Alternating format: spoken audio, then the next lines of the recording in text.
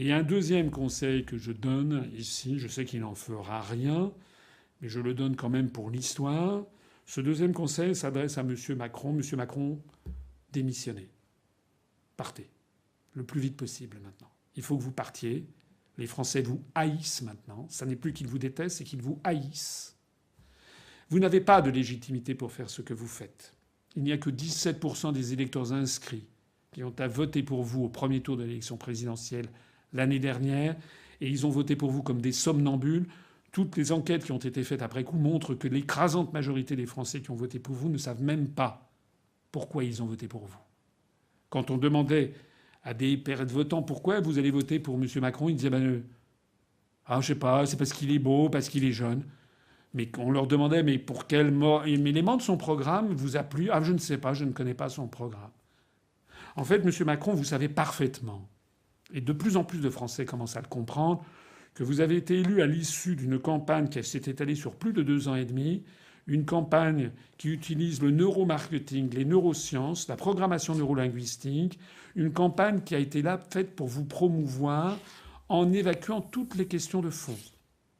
Malheureusement, 17% des électeurs inscrits français sont tombés dans le panneau l'année dernière, enfin il y a 2 ans maintenant, au mois d'avril 2017. Ça, c'était pour le premier tour. Et dans le deuxième tour, on leur a fait le coup habituel de l'épouvantail de l'extrême droite, avec Mme Le Pen qui, d'ailleurs, s'est parfaitement complue dans ce rôle. Elle l'a fait exprès, elle a sabordé elle-même, elle a montré qu'elle était totalement indigne, elle aussi, de la fonction. Et donc, les Français ont voté pour vous, mais très chichement. Très chichement, je rappelle qu'il y a eu un pourcentage considérable d'abstention au deuxième tour de l'élection présidentielle. 55% d'abstention, M. Macron.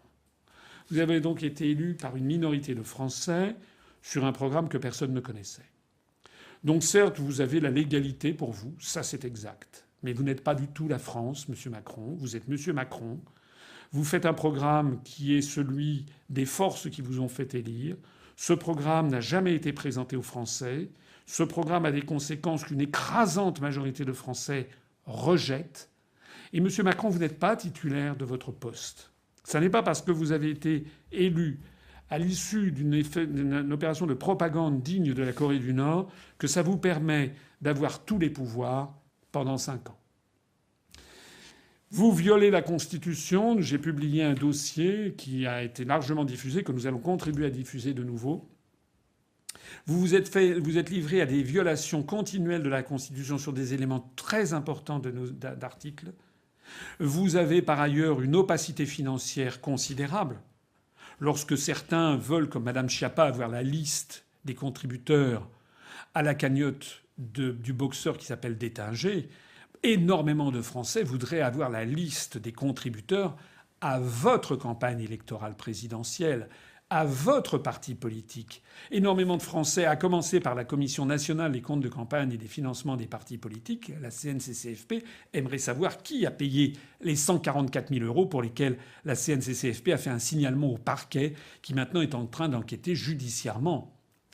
Donc, M. Macron, vous êtes en fait à la tête de la République, mais quand les Gilets jaunes manifestent contre vous, ou contre M. Benjamin Griveaux, quand il défonce le portail d'un ministère, ça n'est pas la République qu'ils attaquent. Ils s'en prennent à vous et à la clique qui est autour de vous, parce que c'est vous et la clique qui est autour de vous qui est en train de détruire la France et de détruire la République française. Nous avons demandé aux députés et aux sénateurs de lancer la procédure de destitution contre vous. Pour l'instant, un seul député a eu le courage de le faire. Mais nous n'allons pas laisser tomber. Croyez-moi, ça devra durer ce que ça durera. Au Brésil, ça a duré 1 an et demi. Pendant 1 an et demi, en 2015 et 2016, des Brésiliens à travers tout le pays ont manifesté chaque samedi, comme en France, pour obtenir le départ de la présidente Dilma Rousseff.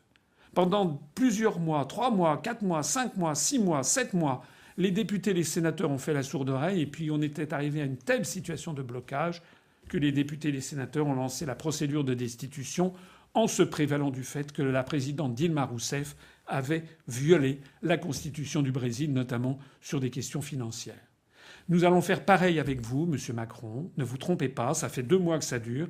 Ça durera 3 mois, 5 mois, 8 mois, 10 mois, 12 mois, 15 mois. Vous finirez par vous en aller, Monsieur Macron. Parce que c'est la seule chose maintenant qui compte. Après, nous aurons une élection présidentielle.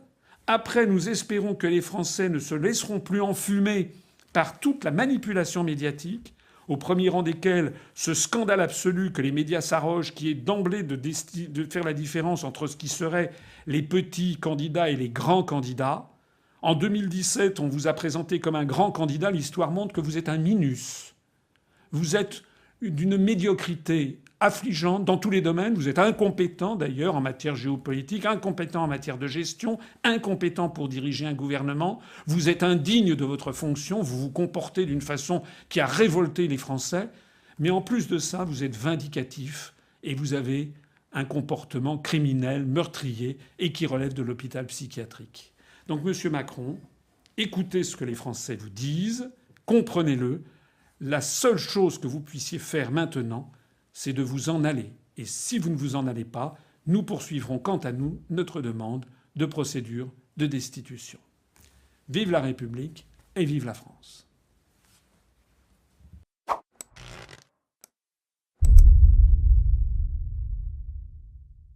Retrouvez nos analyses, nos propositions, adhérez ou faites un don sur upr.fr. Retrouvez-nous aussi sur Facebook pour partager des idées et participer au direct. Twitter pour suivre les réactions de François Asselineau au jour le jour. YouTube pour ne rater aucune de nos vidéos. Pour nous aider à rétablir la démocratie, poussez-nous, abonnez-vous, partagez.